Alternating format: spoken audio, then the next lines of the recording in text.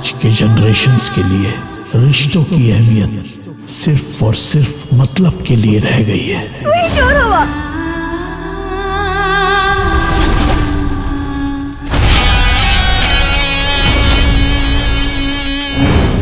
इमे दोषी के बा हमार खून, हमार परवरिश,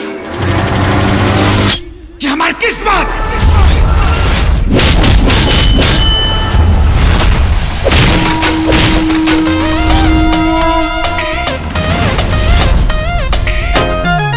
मधुर होठावा गुलाबी बा, जुबा पर लागल जाबी बा, पढ़ी दारू किताबी बा।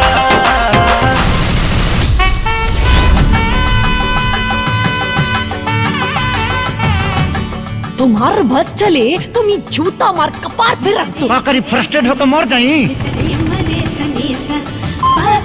चिरंजीवी खेसारी कि जब तक ले हमनी के दोनों आदमी सेटल ना हो खबजा तब तक ले घर में कौनो बच्चा ना होई।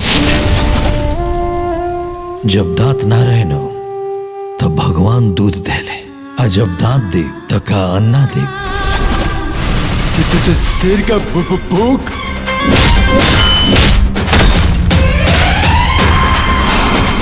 अपन का लुक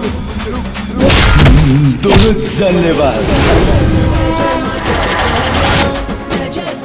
पिछला जन्म में कौन ऐसा पाप कहनी कि तोरा जैसा नलायक औलाद पैदा भाई।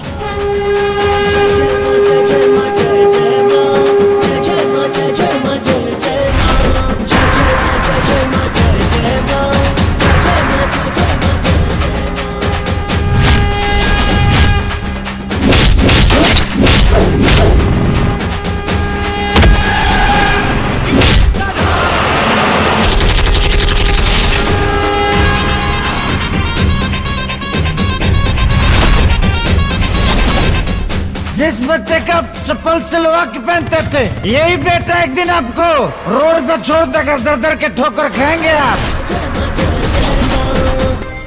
मन के समझे वाली माई और भविष्य के जाने वाला पिता कबो अपना बच्चा के बारे में गलत ना सोचेला।